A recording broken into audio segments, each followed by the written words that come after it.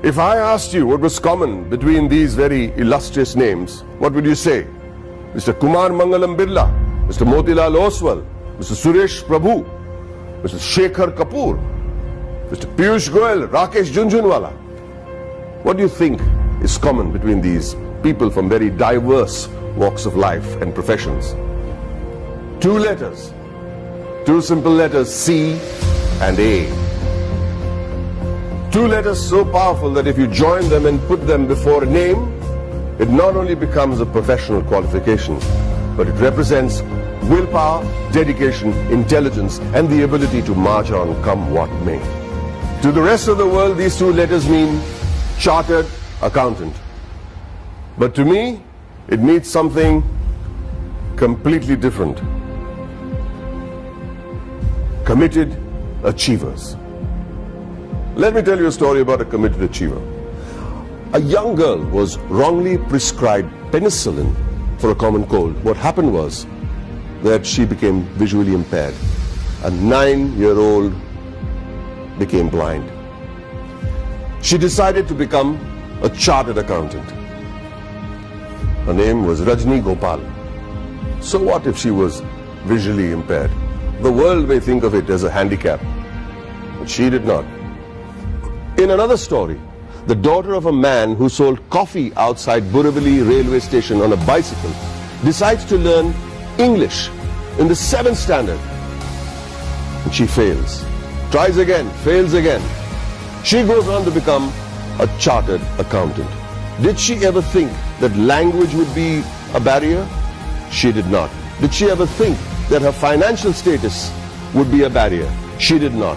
All she wanted to do was become a chartered accountant, a committed achiever. The only place where achievement comes before commitment is in the dictionary. It was this commitment to achieve that led to the formation of this organization that would change the economic structure of this country forever. ICAI, the Institute of Chartered Accountants of India. The leaders of this nation were visionaries. They knew the role chartered accountants would play in developing the country, which is why on the 1st of July 1949, a year even before the Constitution of India was formalized, an Act of Parliament gave birth to ICAI. Today, ICAI counts itself amongst the oldest professional institutions in the country. Born as a regulator of accounting profession to aid the economic growth of the nation, it is the second largest professional accounting and finance body in the world in terms of members, with a current roster of about 2.5 lakh members and counting as I speak, with a presence of about 71,000 female chartered accountants and 3.5 lakh girl students. ICAI holistically carries the mission of transforming the nation from women's development to women-led development. During its eventful journey of 70 years, ICAI has become an integral part of the Indian economy, taking it on the path of the fastest growing economy in the world. With its emphasis on financial reform, ICAI radiates with shining milestones that stand as the acknowledged cornerstone of India's economic growth. In the year 1956, chartered accountants were recruited for the first time in the commercial audit branch of CA&G.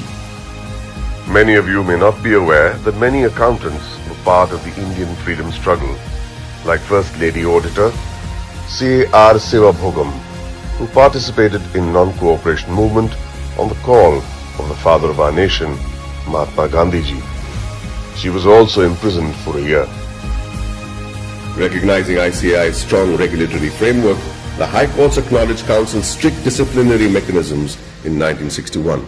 In 1964, the Council of the ICAI submitted its pre-budget memorandum for the first time. The memorandum contained useful suggestions for reorientation of taxation policies and procedures to the Finance Ministry. The process was so helpful that it is being practiced ever since. In the 70s, the ICAI started rendering free advisory services to SMEs and small taxpayers on maintenance of accounts, tax paying, and other financial matters. Not only did it enhance the financial literacy of businessmen and citizens, more importantly, it started the industrial growth in the country. It also collaborated with the government to enlarge the scheme of scholarships. With all humility, I wish to mention that in the year 1972, ICAI members had provided pro bono professional services to the heirs of the Jawans and officers of the armed forces who sacrificed their lives in the war. Complete exemption from tuition and registration fee of the institute was also granted to the children of Amar Jawans and officers. The 80s saw widespread gloom in India's macroeconomic performance due to the prevailing conditions in the country. However, during the period between 1980 and 1990, the economy began to improve and growth rate accelerated.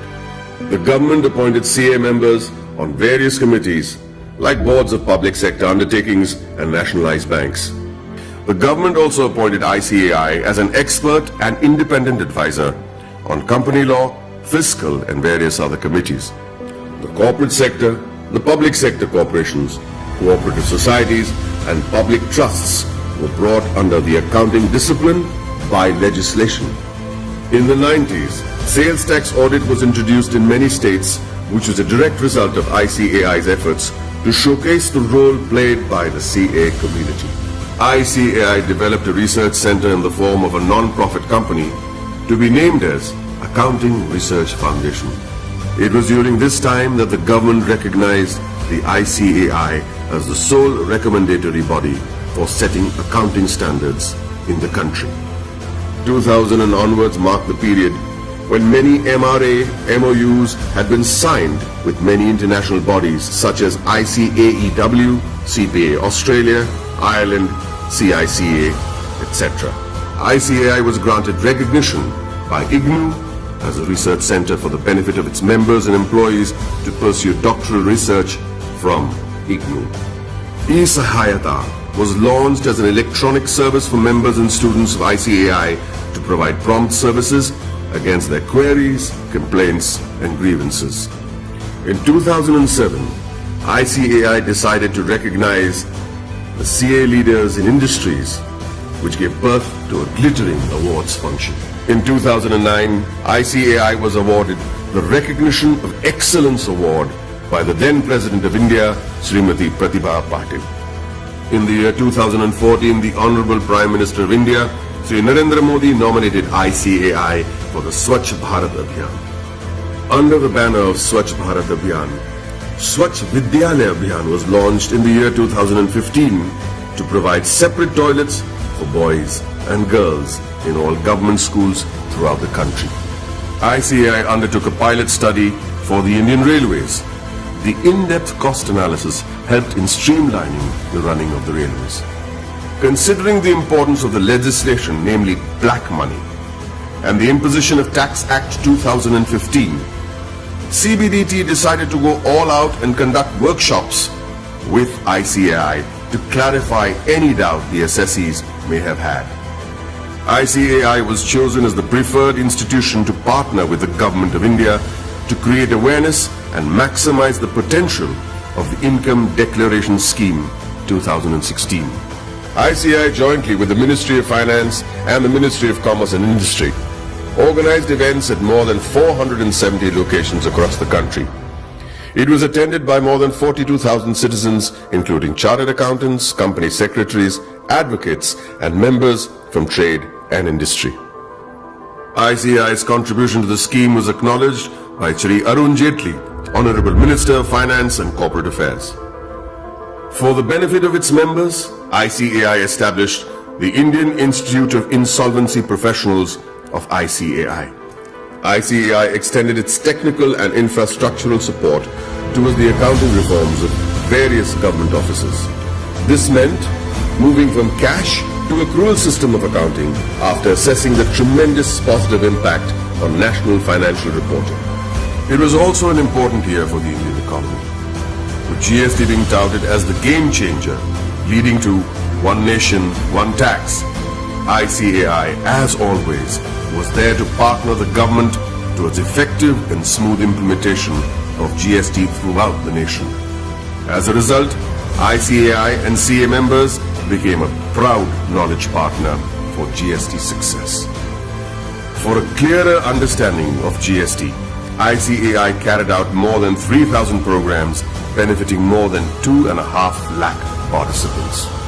ICAI also established GST Sahayata desks all across the country to facilitate small businessmen, traders, shopkeepers, and the public at large. ICAI has created a milestone by launching various incubation centers. In line with the Prime Minister's vision to support startups, ICAI is providing massive platforms to help CAs start their businesses.